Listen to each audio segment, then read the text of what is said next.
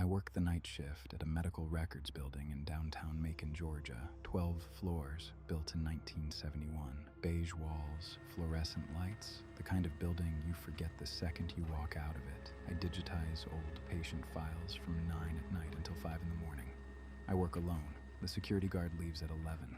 After that, it's just me, the hum of the lights, and 8 hours of scanning paper. The elevator's the old kind. Brushed steel doors, wood panel interior, a column of buttons from 1 to 12.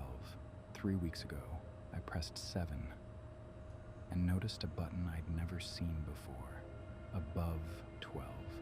No label, no number, just a smooth round button, slightly recessed, the same brushed steel as the rest. I stared at it the entire ride. When the doors opened on 7, I stepped out and looked back. The button was gone. Normal panel, 1 through 12. I told myself I imagined it. I didn't imagine it. 4 nights later, it was back. Same button, same spot. I took a photo with my phone. The image showed a normal panel, 1 through 12. I looked up. The button was still there. I took 3 more photos. None of them showed it. That's when I noticed the elevator wasn't moving. I'd pressed 7 over a minute ago. No motor hum, no vibration, just me in a steel box, staring at a button the cameras couldn't see. Then the car started moving on its own, going up. The display counted 10, 11, 12, then went blank. A soft chime. The doors opened. I pressed the closed door button until my thumb hurt. The elevator took me to 7. I went home early. I should have left it alone. Instead, I pulled the building's maintenance records. Every elevator inspection since 1971. 53 years of logs. Everyone says the same thing. 12 floors, 1 elevator, 1 basement level, no 13th floor. Then I searched the employee records, night shift workers. In 53 years, 7 people who worked the overnight shift simply stopped coming to work. No resignation, no termination. They just stopped. Their files end mid-week, mid-shift. The last entry for each one is a time card punched in, but never punched out. The most recent was 2019, a woman named Dana Munoz, records clerk. Night shift, 7th floor, same job as mine, same floor.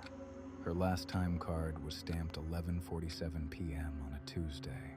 She was never heard from again. I stood in the lobby at midnight, staring at the elevator doors.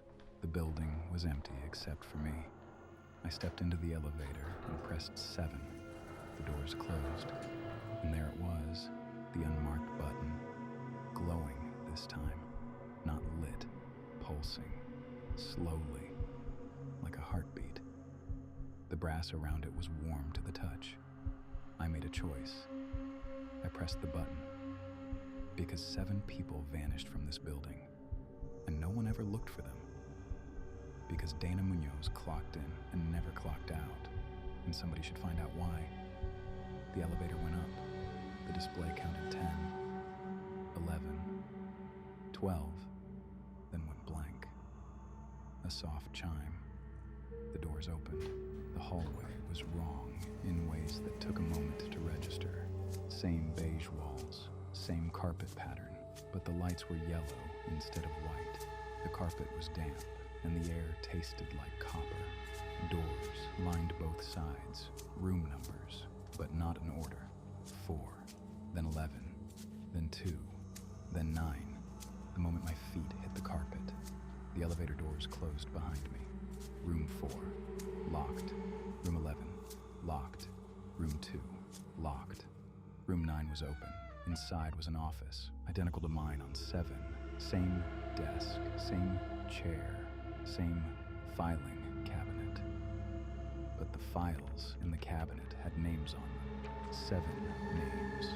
Every night shift worker who vanished. Each file contained one thing, a time card, punched in, never punched out.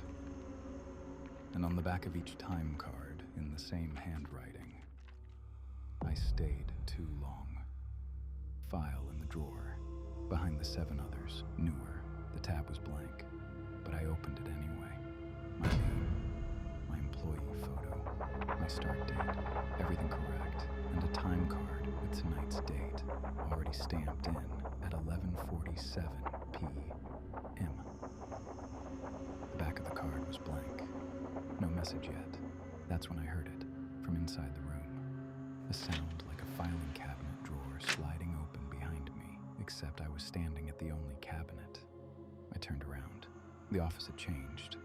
It was the same room, but older. The desk was dusty. The chair was pushed back like someone had just stood up. And on the desk was a photograph. A woman with brown hair and glasses, Donna Munoz, sitting at this exact desk, smiling. The photo was dated 3 days ago. I ran, straight out of room 9, down the damp hallway, to the elevator. The doors were open. The display was blank. I got in and pressed every button with both hands. The car moved. Down. The display came back. 12, 11, 10, 7.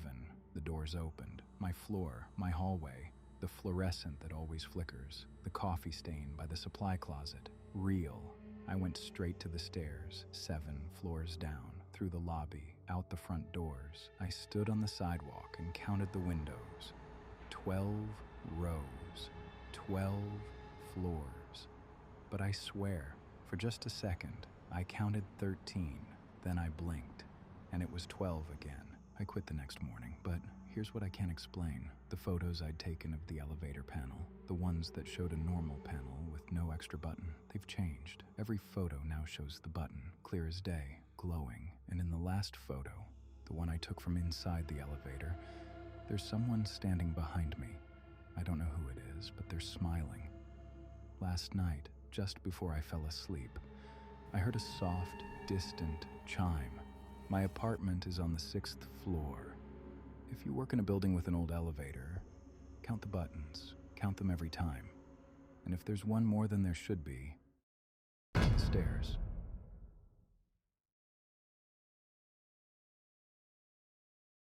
If you want more stories like this, subscribe to Lore Machina. We'll see you in the dark.